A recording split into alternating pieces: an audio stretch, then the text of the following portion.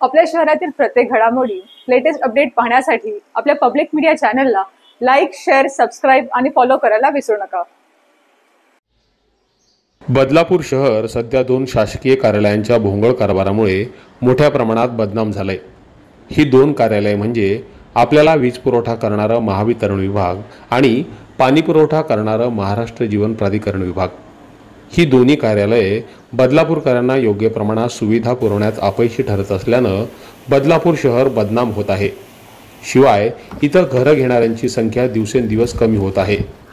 बदलापूर शहरातील अनेक भागात दिवसातून 5 ते 6 वेळा वीज पुरवठा खंडित होतो, म्हणजेच लाईट जाते। कधी कधी तर 1-2 मिनिटांसाठी ही लाईट जाते, मात्र लाईट जातेच जाते। मात्र वारंवार लाईट जाण्यामागचं कारण कळतच नाही। सकाळी 7च्या आसपास तर 100% लाईट गेलीच म्हणून समजा। महावितरणच्या या कारभारामुळे बदलापूरकर प्रचंड हैराण झालेत। साहजिकच वीज पुरवठा खंडित होत असल्यानं पाणी पुरवठ्यावर त्याचा मोठा परिणाम होतो, कारण इमारतींमध्ये पाणी हे टेरेसवर असलेल्या टाक्यांमध्ये चढवावं लागतं आणि त्यासाठी लाईट असणं महत्त्वाचं आहे। महावितरणकडून शहरात करोडो रुपये खर्च करून भूमिगत विद्युत वाहिन्या टाकल्या गेल्या। अनेकदा तर या विद्युत वाहिन्या टाकल्यानंतर शहरातील वीज पुरवठा खंडित होणार नाही अशा मोठ्या बाता मारल्या गेल्या। मात्र यानंतर लाईट जाण्याचं प्रमाण पूर्वीपेक्षा अधिक पटीनं वाढलेलं पाहायला मिळालं। दुसरा विभाग म्हणजे पाणी पुरवठा करणारा महाराष्ट्र जीवन प्राधिकरण विभाग। बदलापूर शहरातील अनेक इमारतींमध्ये पाण्याची बोंब आहे। अनेकांना कमी दाबानं पाणी पुरवठा होतो, तर काही भागात आठवड्यातील 2 ते 3 दिवस कमी दाबानं पाणी पुरवठा होतो, तर बहुतांश भागात पाणी येतच नाही। मग वर्षाला हजारो रुपये खर्चून टँकर मागून पाण्याची तहान बदलापूरकरांना भागवावी लागते।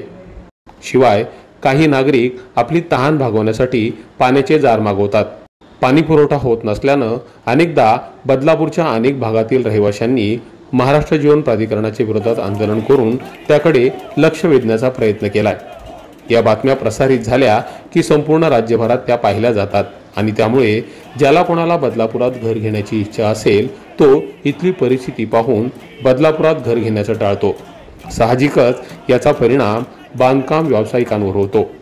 कोट्यवधी रुपये खर्च करून बांधकाम व्यावसायिक इमारती तयार करतात, मात्र पाणी पुरवठा सुरळीत होत नसल्यानं अशा इमारतींमध्ये घर घेण्यासाठी नागरिक पुढे सरसावत नाहीत आणि ज्यांनी घर घेतलंय त्यांचे पाण्या वाचून हाल होत आहेत।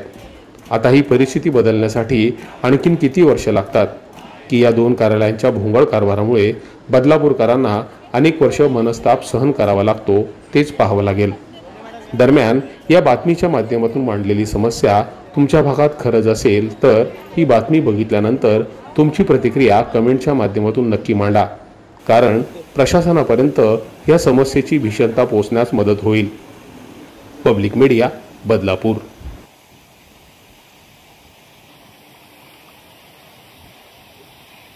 तुम्हाला ही बातमी कशी वाटली या संदर्भातील तुमच्या प्रतिक्रिया कमेंट करून आम्हाला नक्की कळवा। धन्यवाद।